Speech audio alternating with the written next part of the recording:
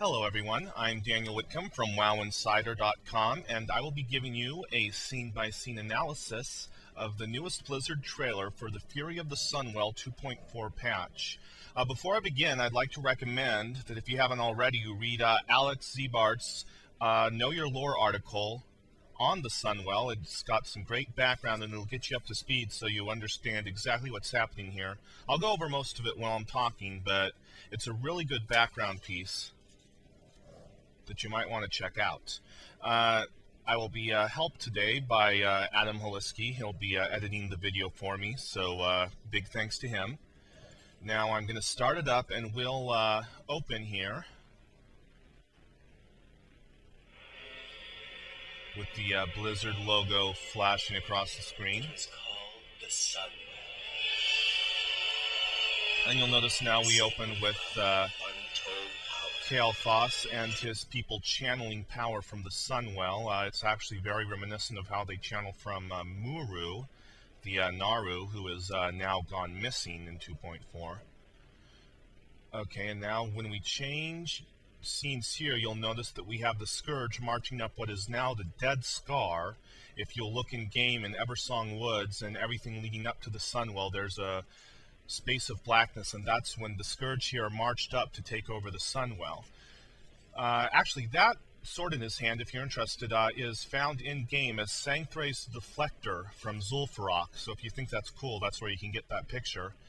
So now we have the destruction of the Sunwell. What's interesting here, and we'll pause just so I can explain this, is he doesn't really explain exactly everything that went on. Kil'jaeden sort of just talks about the destruction of the Sunwell, but it's really a little bit more complicated than that. Arthas wasn't just looking to wantonly destroy the Sunwell. He needed its energies to resurrect the Lich Kel'Thuzad. That's the same guy we've already fought in Naxxramas, and we'll probably fight him again when it turns into a 25-man dungeon in the new Wrath of the Lich King expansion. So what he did is he went up there and he put Kel'Thuzad's bones in the Sunwell to resurrect Kel'Thuzad.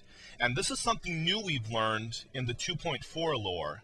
He didn't actually destroy the Sunwell. Once he resurrected Kel'Thuzad, he just left it there. But it was corrupted by then, and the new energies it was spreading, instead of empowering the Blood Elves, were slowly poisoning them. So it was actually Kil'jaeden himself who finished the destruction of the Sunwell so that it wouldn't poison his people. Of course, this left them without a source of power, and when we start back, and now we're starting back up, and of course we hear all about the addiction, which apparently was news to them. I don't know if we ever really established that they didn't know about the addiction before.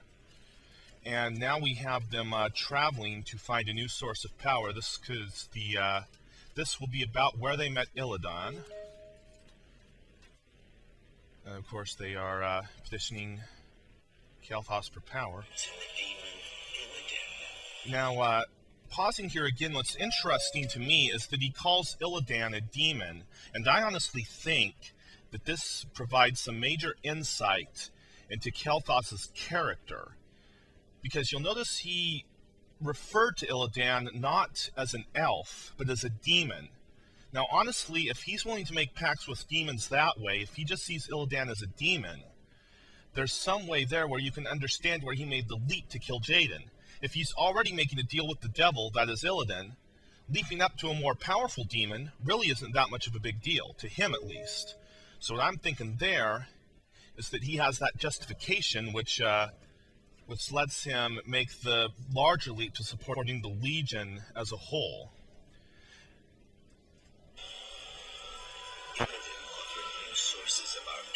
Now we'll start up again, and you will notice that he refers to it as arcane power rather than demonic power. By referring to it as the more benign arcane power, he's able to justify it to himself. If he talks about demonic power, he has to admit that he might have gone a little bit too far. But he refers to it as arcane power, he's alright. Lead our people to glory.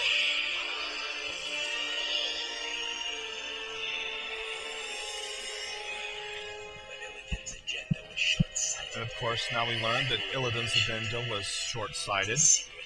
And this is where we have Tempest Keep. This is the view of the eye. You'll notice the demon god Alar, the phoenix god Alar, flying about as Kael'thas siphons energy. And this is about when our intrepid 25 adventurers come in and beat him up. Not kill him, just beat him up. Before it was taken from me. But all is not lost.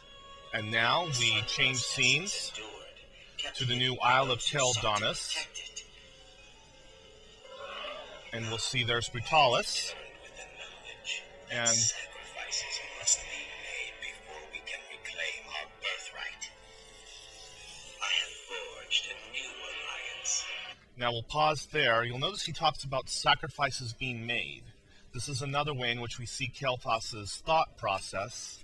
He's a little bit crazy, perhaps, and there's some complaints about that. But what's interesting is how he's really becoming self-delusional. And as we start this back up, you'll see where he's gotten himself into what might be considered the ultimate delusion.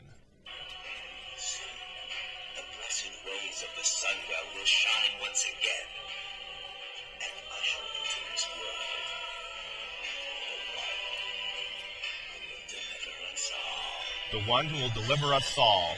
Of course, you'll see Kil'jaeden's hand rising up out of the Sunwell. Now, calling Kil'jaeden the one who will deliver us all is perhaps more than a little bit delusional, if not the largest delusion yet, because of course we know that the Burning Legion's idea of deliverance mostly involves draining all the magic from your world and leaving it a charred husk floating in space. Now, Kael'thas believes that Kil'jaeden will deliver him and apparently show him some sort of ultimate power. It's difficult to say exactly what he sees there. It's possible that he's simply become deluded and insane and truly believes that Kil'jaeden will somehow lead his people to transcendence.